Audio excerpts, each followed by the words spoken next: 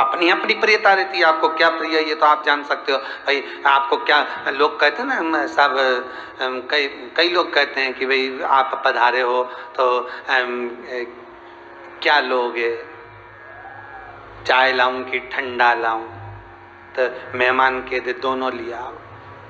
तो ये तो मेहमान यूं भी कह सकता है क्यों 2 गिलास नहीं है क्या, 1 गिलास में ठंडा लिया, 1 गिलास में गर्म लिया। पर नहीं, चित्तवृत्ति में शिव अगर है, शंकर की कथा आपकी चित्तवृत्ति में संजोई हुई है तो वो सत्य ही निकलेगा।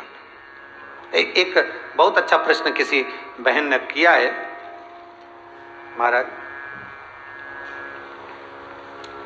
कोई नरसुल्लागंज से हैं ये प्रभला जी शर्मा, इन्होंने लिखा है कि हमारी जो कुल देवी है वो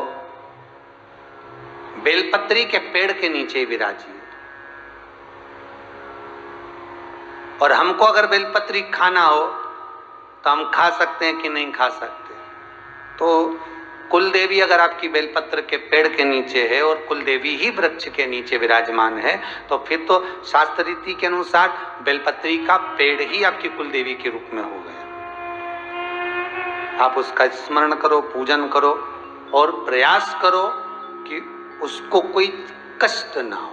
मतलब अगर आप पत्ती तोड़ोगे तो कष्ट, तो दूसरे से आप लेकर शिव को समर्पित कर सकते हो, या शंकर जी से लेकर शंकर को वापस दे सकते हो। पर अगर कुल देवी बेलपत्र के नीचे है और कुल देवी स्वयं ही बेलपत्र का रूप है तो आप उसको फिर कष्ट ना दें। माता को कैसे कष्ट दे सकते, अपन संतान है, अपन पुत्र है। पत्नी कभी कभी विरोधाभासी मिल जाए, पति अगर कहे कि इधर चलो और पत्नी कहे इधर चलो, विरोधाभास, कभी पत्नी पति के ये बना ले, पत्नी करे कुछ दूसरा बना, विरोधाभासी अगर पत्नी मिल रही है, कुछ शब्द अपशब्द कह रही है, तो समझ लेना ये पूर्व का कोई कर्म होगा हमारा जो हमको मिली है। कई कई माताएं कहती हैं हमारे उससे बन नहीं रहा तो हम तलाक ले रहे हैं। ले लो, उस व्यक्ति से हमारा नहीं बन रहा, हम उससे तलाक ले रहे हैं। कभी कभी पति कह देता है हमें हमारा उससे नहीं बन रहा, हम उससे तलाक ले लो, और फिर विचार करते हैं कि हम दूसरी शादी कर लेंगे। तो तुम्हारी किस्मत में जब ये सुख नहीं लिखा है तो वो सुख दे सकता है क्या? विचार करिएगा थोड़ा सा। हम सेठ के साथ बेटी को ब्याह भी ने, खूब जोरदार साहब, उनके 2-2, 3-3 पेट्रोल पंप चल रहे हैं, उनकी 4-4 गाड़ियां चल रही हैं, उनका बंगला इतना बड़ा है, उनकी जमीन इतनी, फार्म हाउस 3-3, उनके पास इतनी दुकानें, इतनी जायदाद। अगर तुम्हारी बेटी के जीवन में सुख लिखा है तो वो सुख भोगेगी, अगर बेटी के जीवन में दुख लिखा है तो दुख भोगेगी। बंगला, पेट्रोल पंप, गाड़ी, सब कुछ देखकर बेटी ब्याह भी दी, और मालूम पड़े 4-6 साल में, 8 साल में सब डब्बा गोल हो जाए, शेयर मार्केट में छोरे लगाया, बच्चे लगाया, पति लगाया, ये लगाया, सब बर्बाद कर दिया, तो बेटी को सुख क्या मिला? और मालूम पड़े किसी गरीब के साथ में ब्याह दिया और बेटी के किस्मत में, भाग्य में अगर सुख लिखा है तो झोपड़े से भी महल में ले जाकर छोड़ देती है, और अगर सुख नहीं तो महल से झोपड़े में आकर विराजमान। सुख भी तो देखो।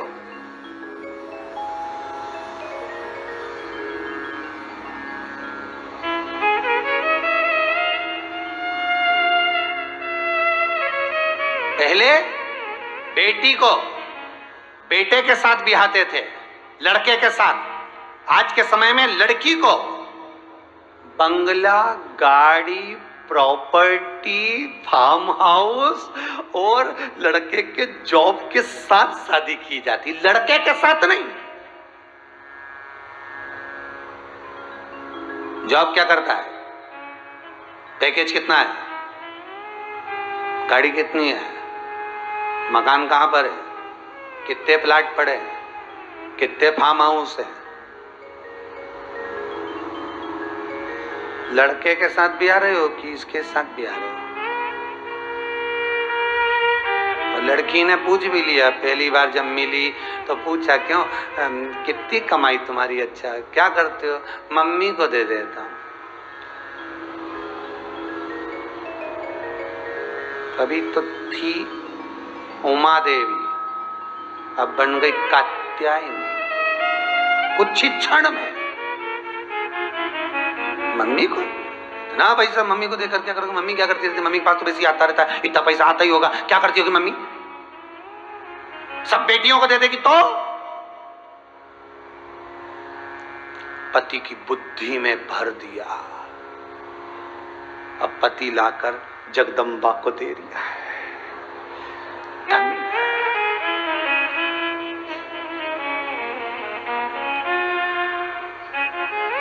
पतियों को तो स्तुति करना भी नहीं आती, नहीं तो स्तुति भी कर सकते। चंद्र घंटा कुष्मांडा स्कंदा तुम्हारी जय हो, पहली तनख्वाह लाया हूं तुम्हारे चरणों में समर्पित हो।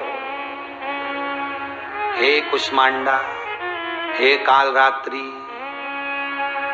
कृपा करना, कभी मुझे हैंडसेट लेना हो तो 5000 दे देना। पति भी बोले।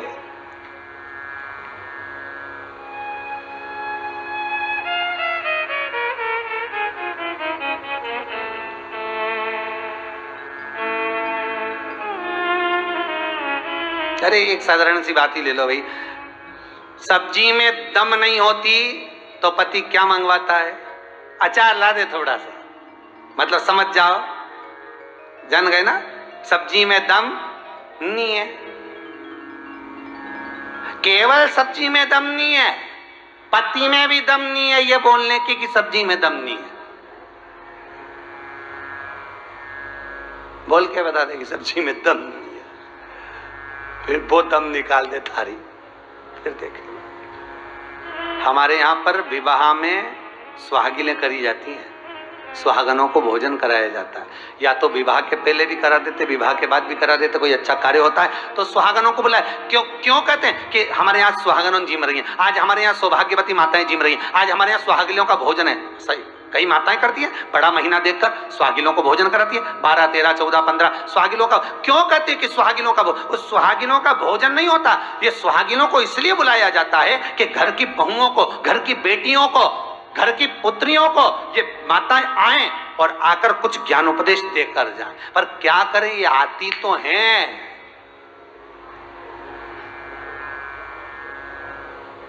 पटिकी का पत्ता,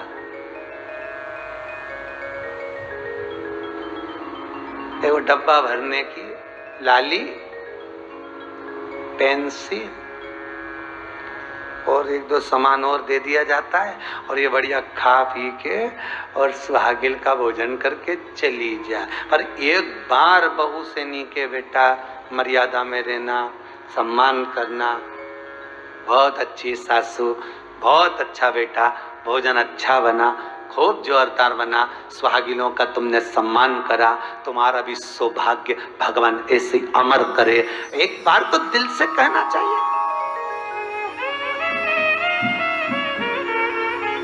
दिल से।